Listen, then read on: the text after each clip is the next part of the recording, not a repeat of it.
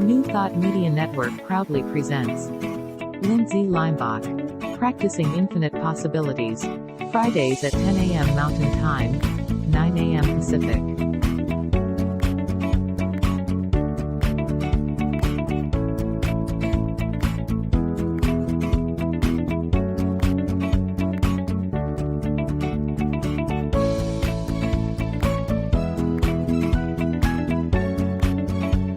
And now, here's Lindsay.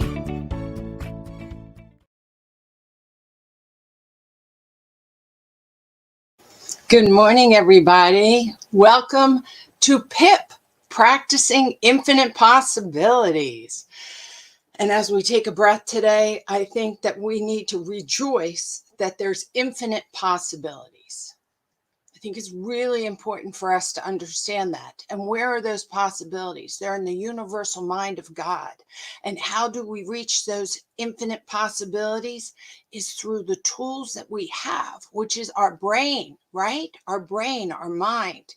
So today I'm going to go in and talk about Stoicism. And we started that last week. But this week we're going to talk more about Stoicism, but I also want to talk about real life.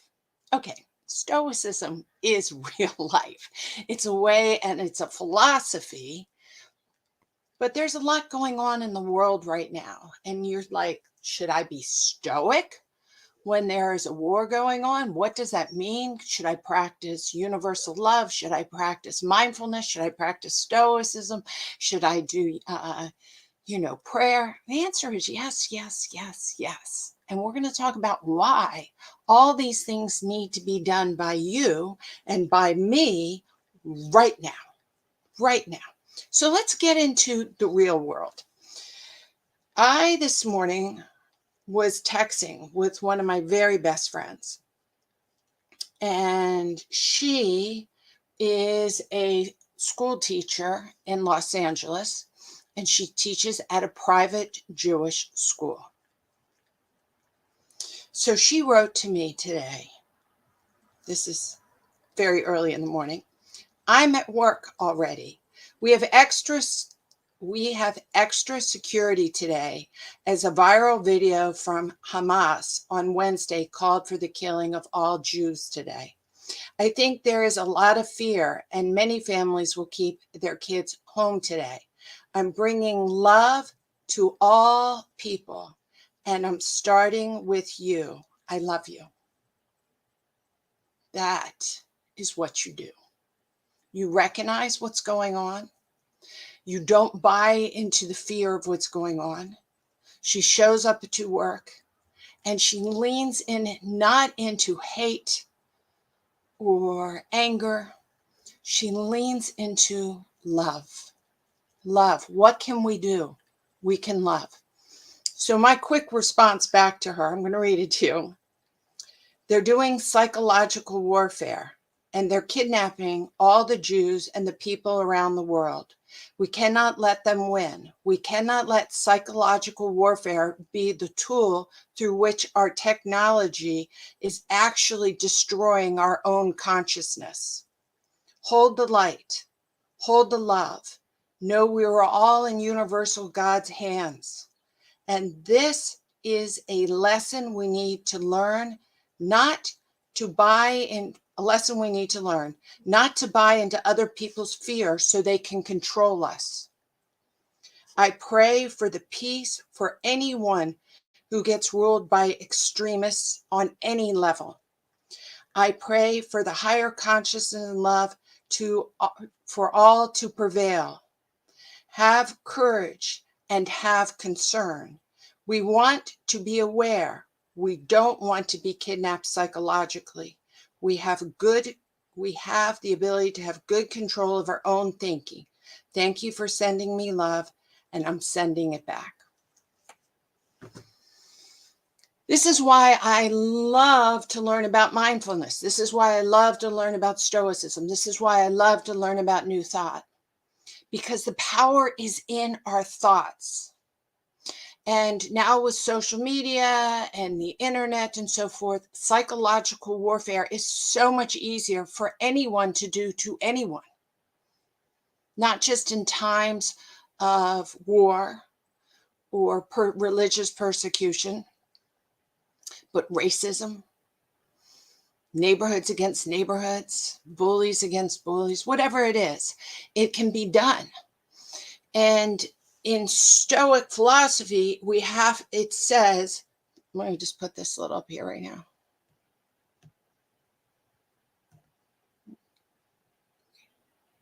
Make sure I get the right banner because I think it's this one.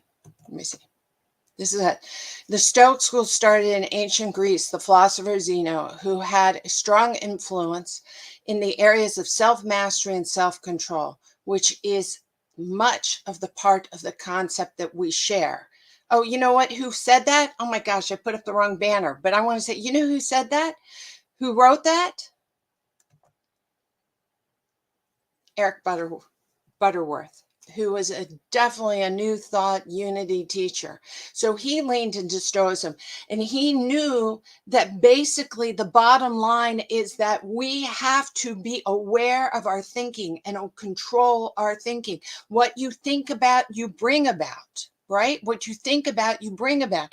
So if someone comes in and gives you fear and you accept the fear, you accept it, you accept the pain, you accept the anger, you accept being upset about it, then they have won, because they ultimately are putting you back into your lower level of consciousness.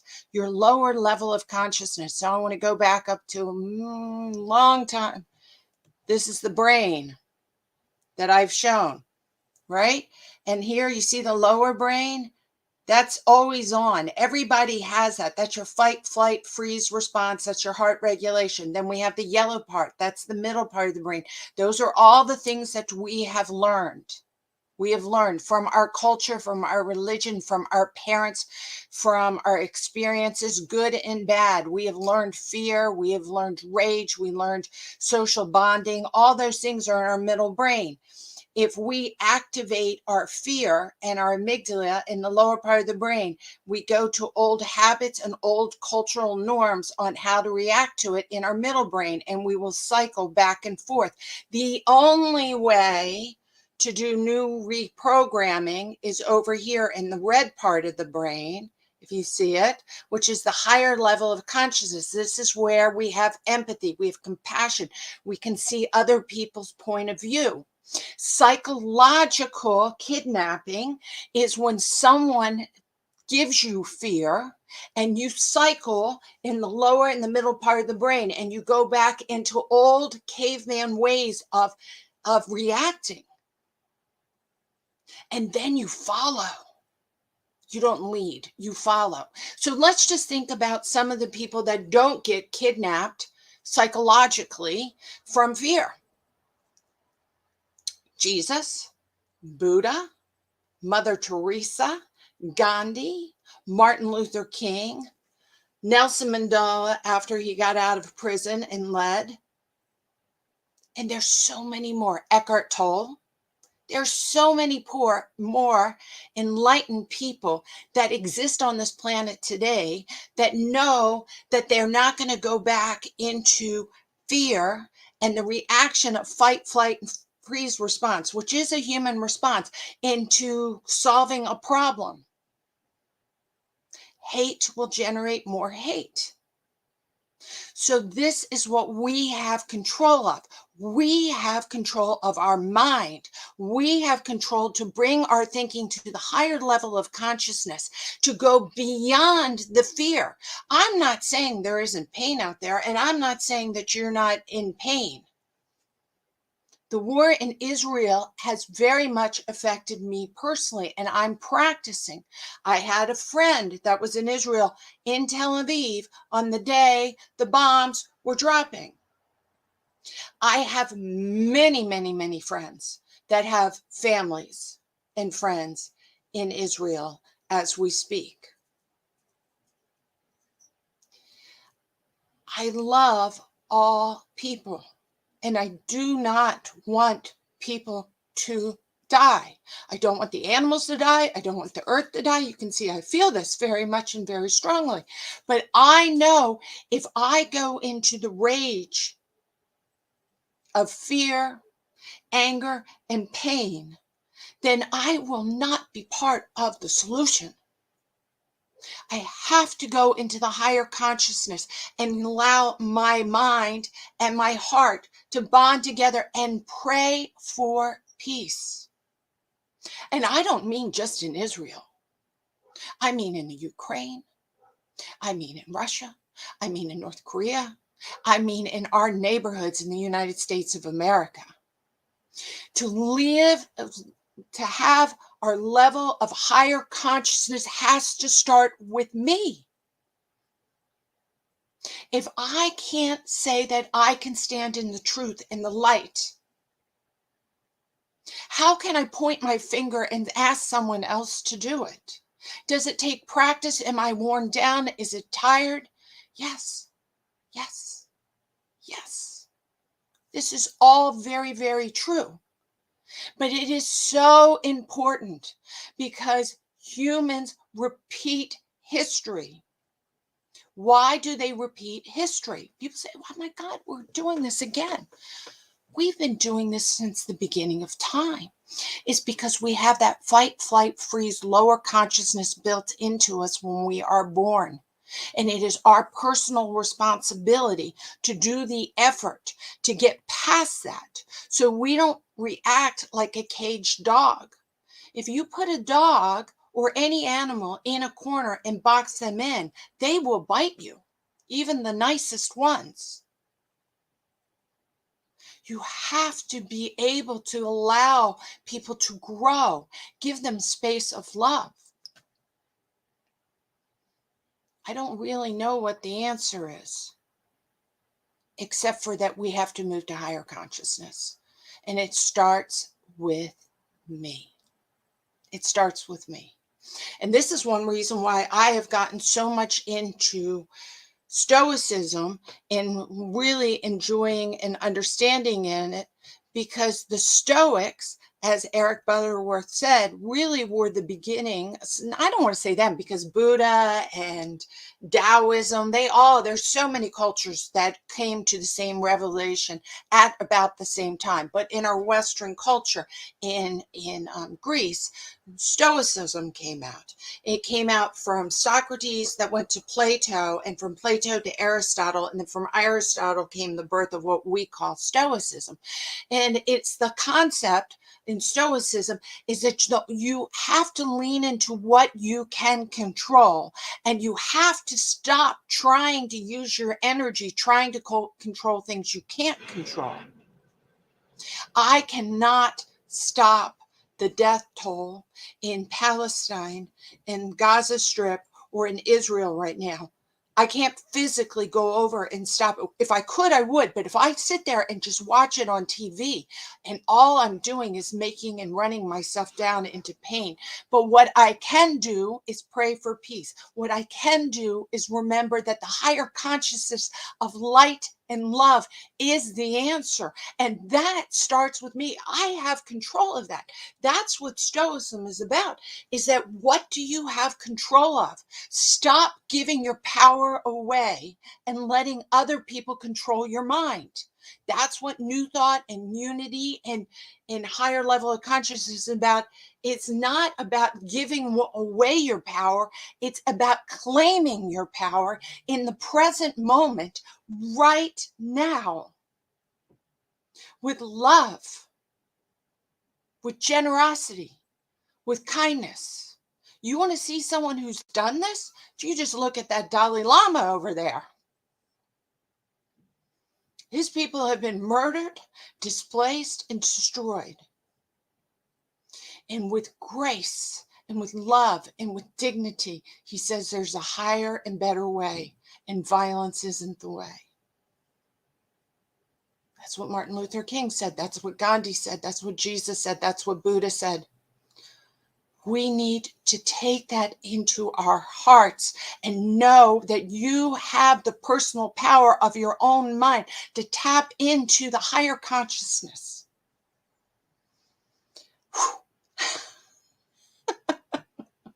I gotta take a, I think I gotta take a breath. Thank you, Wayne. Prayer warriors. Yes, not prayer warriors. Warriors. And I don't mean war of the battle of death. I mean of higher consciousness. Right? That is what I mean of higher consciousness. I really believe so very strongly that this truly is the answer. If you go back and you see countries that have been ripped apart by apartheids, or in India, they still have their problems. Don't get me wrong, because we're still human beings with the amygdala and the lower consciousness being born all the time. It is our job, as me being 56 years old, to bring the message to the youth much faster than I got the message. That it's their responsibility to learn to go to the higher consciousness. But new people are being born all the time, and new people are struggling all the time, and they have to learn how to get past their lower consciousness to their higher consciousness. Now, Stoicism was born out of Greece. And let me tell you, it was called Athens at the time. It was filled with war, slavery, torture, famine, disease, people dying all the time. It was filled with lots and lots of pain. It was not the Garden of Eden at all. At the time when the Republic, what we would know that grew into democracy, was formed in Athens, okay, about 350, 500 BC. We're talking about a long time ago. Only around 30,000 people in Athens could vote. And then there was like another 60,000 women and children and people of other nationalities that were free that couldn't vote. And then there was 100,000 slaves in Athens. So there was a population close to 200,000 when democracy was born, and only 30,000 could vote. That is not my democracy. But that was the birth. And it had to evolve and have evolution of it. And that's same with conscious thinking.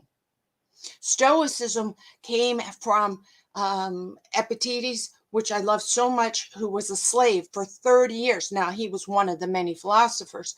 He was a slave for 30 years. And he said, the way you survive this, the freedom you get, is from your mind, not from the outside. If we allow our outside influences dictate our happiness today, you will never be happy. There is suffering and pain everywhere. And when I mean happy, I don't mean Disneyland happy. I mean centered balance with love, of seeing the miracle that is happening every day in your children, in the plants, in our technology, in the love I have for my parents, the love I have for my siblings, the love I have for my husband, the love I have for my friends, my children. It is a beautiful place to live, and we have been given this incredible opportunity to go to the higher consciousness. And there are many things that can teach us and help us practice. And Stoicism is one of them. So let me go down to the 4 principles of Stoicism: wisdom, temperance. And I added self-discipline, because some people now translate it as self-discipline, justice, and courage. These are the 4 principles of Stoicism. Wisdom is to know the truth. The Buddha said you need to know the 4 noble truths. The first one is to know the truth, to understand the world as it is, to study, to gain knowledge. That's we leaned into last week. Last week we leaned into courage. I have these out of order. We leaned into courage. What is courage? Courage is to face your fears, to face and not to live in denial, Stoicism isn't about living in denial. It's about having the courage to see the world as it is and hold the pain of it, the courage to hold the pain of it and still do justice, still live with temperance and balance, still execute wisdom. That's why I love it so much. So wisdom is knowledge. Courage is to be able to face the information that is happening on in the present moment. The courage they're talking about is radical acceptance. Radical acceptance to see what is really going on, not from your filter system, not from your filter system as an American, white, Caucasian, that's the same, woman, mother, 6 foot tall person. Not as that, but as a human being, as a higher consciousness and a tool of love, as knowing that we're all interconnected, the courage to see other people's points of view, the courage to be able to not always be right, the courage to say that you can learn more, tell me more, ask more questions, the courage to give what you think is important to you away to someone who needs it more because you know it's the right thing to do. That's awesome. That kind of courage. That kind of courage. So today, I'm just going down here. Here, I want to put this. This is the courage. Epictetus, who was the slave, the philosopher's slave, he said, don't try to escape hardship, embrace it. By doing that, he's also saying, don't forget. Don't forget the pains of the past, but you don't have to be traumatized by the pains of the past. Learn, grow. Take that manure of the past, plant it in the ground, use it as nurturance to grow something better. But don't forget. Don't forget. We don't want to forget. We can see over and over and over again that war only makes more war. Murder only destroys people. Hate only gives hate. Don't forget. That's the truth. It's easy to hate when you're being hated. But can you rise up and allow love to be inside? All right, there we go.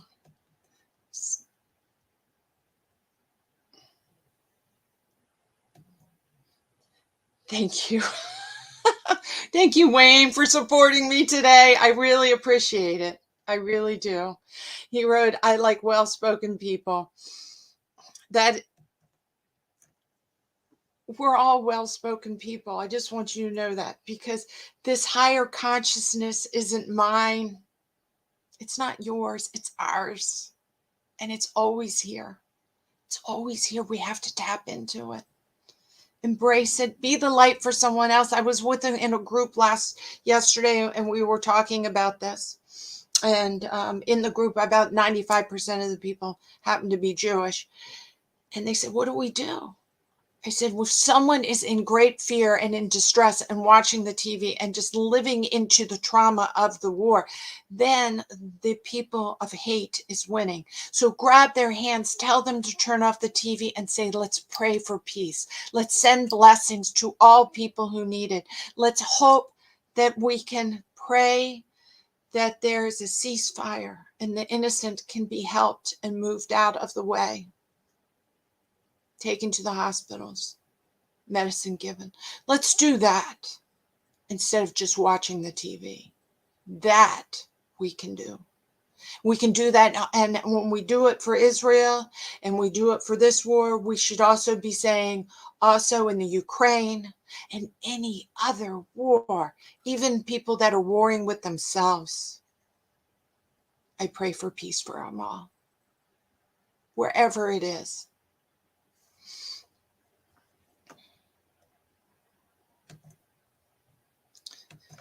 All right, temperance. Temperance is a big one in understanding Stoicism, because what it is self-control. And that's what we're talking about right now, to be able to live in harmony and equanimity. And that's very, very Buddhist philosophy too. Temperance means that you are not being kidnapped by your amygdala. That's what he's talking about, or that's what Stoicism's talking about. That's what Buddhism's talking about. And I think that's what Jesus is talking about, that you're not being kidnapped by your emotions. You are allowed to have emotions. You can be disgusted. You can be angered. You can be saddened. You can go through grief, all that, but you're not going to be kidnapped by those emotions. So they end up bleeding into your actions, and you're perpetuating those emotions out, because then you send up karma for it just to return back to you. What you think about, you bring about. So it's where you have radical acceptance of allowing yourself to be angered, or to say, this is enough. And say, I am so appalled by this. I am so upset by this. This is hurting me. You're allowed to say that. You're allowed to feel that because you care and you love. But then you take a breath and you say, then what do I have control of? I have control to express love instead of hate. I have control to just relax and try to see if I can see a higher level of consciousness, so I can take wise action instead of just react. Temperance is where you take the sacred breath. They knew it in Greece 2,500 years ago. They knew it in when Buddha came out, which was about 2,500 years ago. They know it sacredly in prayer, in Christianity, in Catholicism, in Judaism. To return to that sacred pause of equanimity, of love.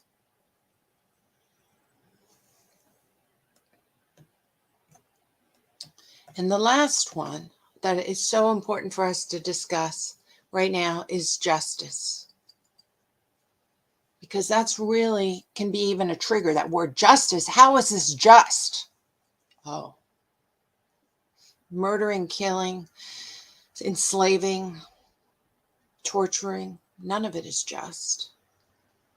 But humans do it, and they've been doing it from the beginning of the time. So Stoicism said we have to lean into justice, the desire to do what's right and what's fair, to treat others with respect and compassion, even when they have wronged us. What? That's what Jesus said. That's what the Buddha said. That's what the Dalai Lama has said. That's what Nelson Mandela has said. That's what Gandhi has said. That's what Mother Teresa has said. Now, I am not saying to be passive and be a victim, but I am saying that everyone is a human being, and we need to bond together with love to go into justice.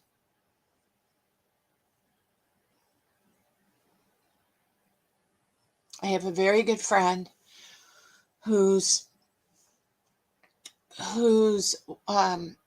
significant other was killed by a drunk driver, and by someone who was 18 years old. And the court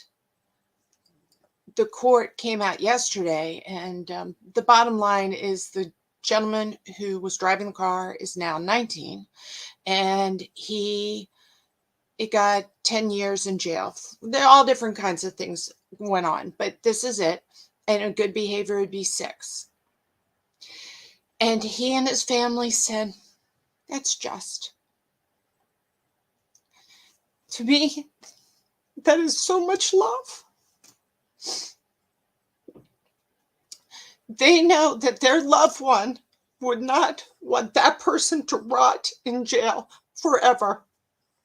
And they are praying that the time that he is in jail for 6 years, that he will do something good and honor and will serve and get out and make the world a better place.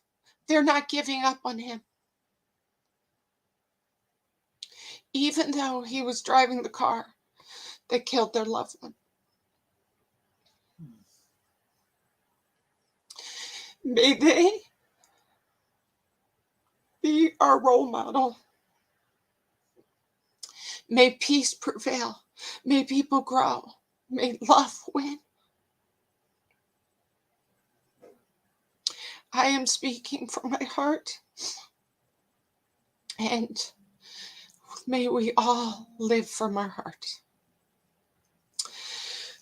Well, this one was an emotional one because I know there's so much suffering in so many different levels, even within ourselves, that are people that are watching this. But may we use wisdom.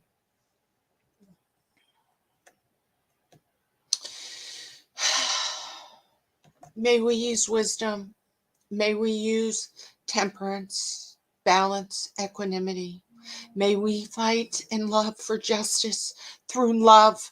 May we know that everyone has the capability to go to the higher consciousness. Know that everyone has the capability to learn. And may we have the courage to practice this every day. Thank you for being here with me today. I really appreciate it. Thank you for listening to me. I'd love to know your feedback if you ever want to get in touch with me. Oops, let me go over here, put up my banners. You can get in touch with me at centeredmoment.com. I'm going to throw that up right here. Or you message me through Facebook or YouTube. May we all practice love, higher consciousness. Start in the morning, practice in the morning, practice during the day, practice at night, and then practice the next day. It's a practice for the rest of your life to see the good and the love within yourself and within others. I want to thank New Thought Media Network for giving us this opportunity, and I want to thank you all who have joined me.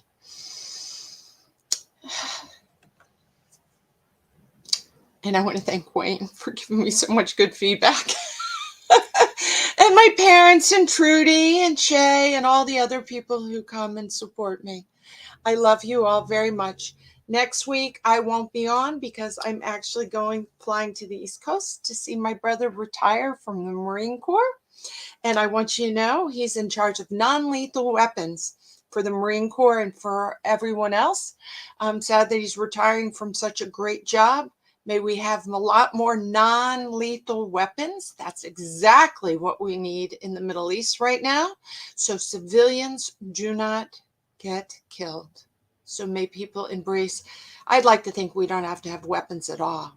But if we have to have them, may we have non-lethal weapons. So I want to shout out to my brother. Good job promoting non-lethal weapons around the world. And I'll be back the following week. Love to you all. Thank you.